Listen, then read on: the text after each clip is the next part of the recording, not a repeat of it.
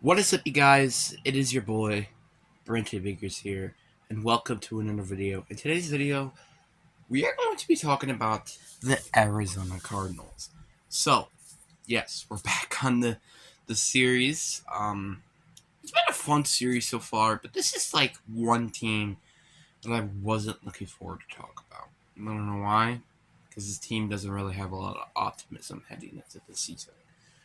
Now, is there a chance for them making it to the postseason? Well, doesn't every team have a chance? So, yes, technically they do, and there is some room to be in optimism.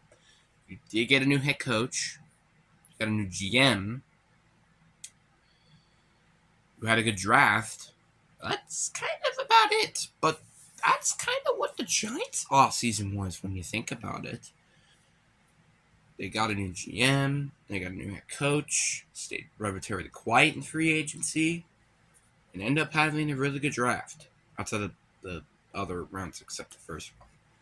But that's interesting.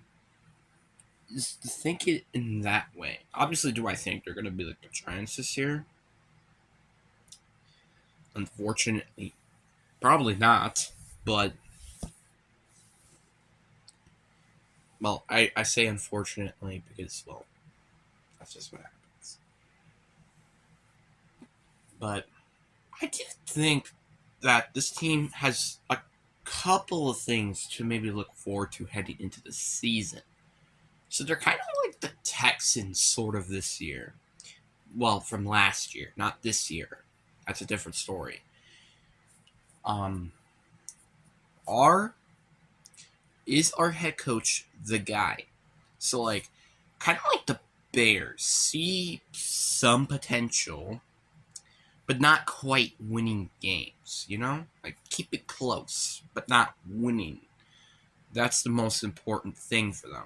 I mean, yeah, still win games, obviously, but not a ton. So then you could get the first overall pick and maybe draft a new quarterback. So if I'm just wondering what would Arizona, like actually passionate Arizona Cardinals fans, but not biased, would say. Honestly, I would say that they don't want Kyler Murray anymore. Well, that's just my opinion, I think.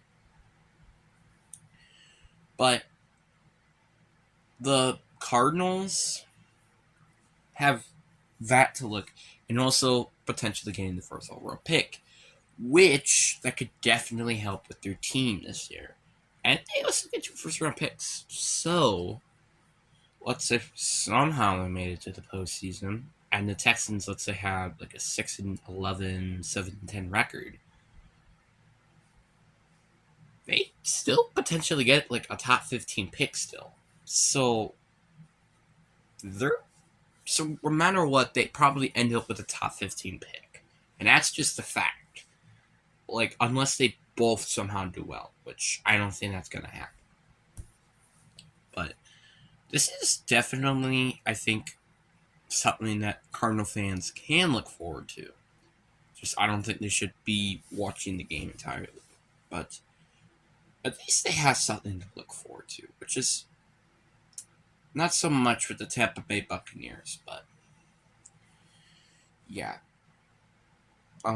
But let's talk about what they did during the offseason. So I was having a debate of which team had the worst offseason this year. Was it the Vikings or the Cardinals? Because both these teams did not benefit at all because of the offseason. So it's a little bit of an interesting argument, you could say. But feel like say which team had the worst offseason. But let's look at the Cardinals. We're not here to talk about the Vikings again. So the Cardinals didn't really do a lot in free agency, which is the Vikings said that they didn't really do.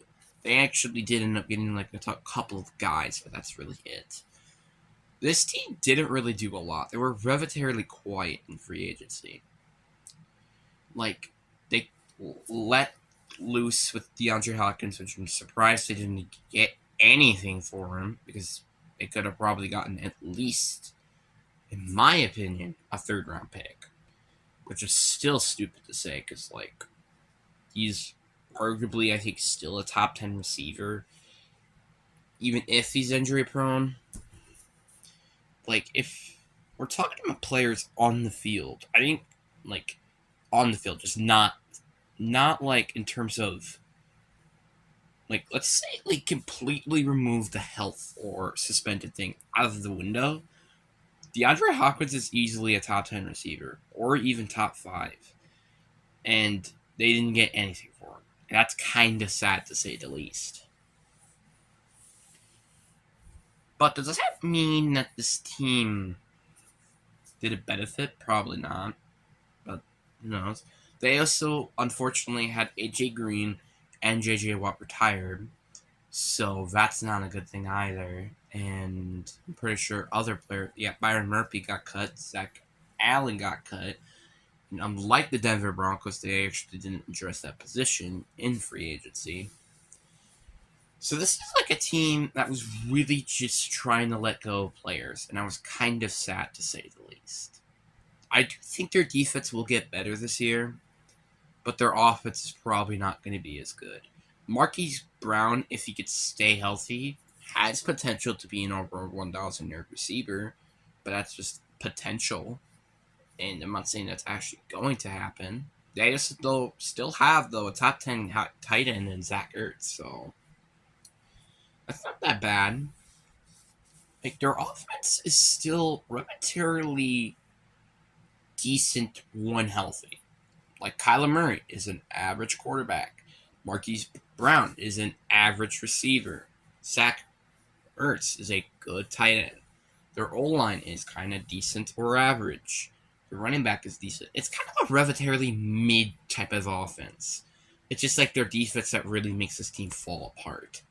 Because Bua Baker wants out, which that's not a good thing. And they don't really have any other good playmakers outside of that. I mean, maybe Isaiah Simmons or Markwell Wilson, but that's about it. And it's not a good thing. But all this team has to do is to show them potential, but still try to get a number 1 overall pick this year. I mean, are they really in the run to saying, hey, we want Caleb Williams over Kyler Murray because that's what I heard is the number 1 overall pick this year? Maybe. I mean, again, this is a different organization that drafted Kyler Murray. So that's something to put into account. Do they want him as their franchise QB? They could trade him, which I don't bet you they're going to get a lot for him because he's average and he's also with a very massive contract. And you know, that's kind of it. So, yeah, I mean, this team, like, in the future has some potential if the Cardinals just put their cards right. But they're pretty far away from what they're going to be getting. I mean, it's kind of sad that they are very far away because, again, this is I think, the longest team in history that has never won a Super Bowl or any sort of championship in that matter. And you want to know when they got a championship? Back in 1947. That's a long time ago. Even the Lions, are in front of them like a decade. I think it was like 1958, 1957, something like that. That's a long time. Still. The last time that they made it to the Super Bowl is in this century. Good for them, at least. Which was back in 2009. So I guess that's something to look forward to, at least. So you could pop in those tapes and watch your team go crazy. As well as when you were trying to make a run to Super Bowl 50. Just completely ignores it. Carolina Panthers game. And not making it to the Super Bowl. But yeah, this team has yet to win a Super Bowl. Or even... Actually, no, I was about to say even make a Super Bowl. And I just said that the Steelers... Well, they would have won a Super Bowl if it just weren't for San Antonio. So, yeah. But this team has been I would say arbitrarily competitive this century. Just it's not gonna probably be now for a while until they get back to that stroll. Not this year, probably. Not next year, most likely. I said most likely, but there's still a chance, but it's unlikely. And I think they're gonna get their feet back up back in 2025. So if they play correctly, if they don't, well, it's gonna push them back a couple more years, and they don't want that to happen at all. So yeah, but anyway, that is this video. I will be making another one of these just because I didn't really know what to say about the Cardinals. But anyway, peace.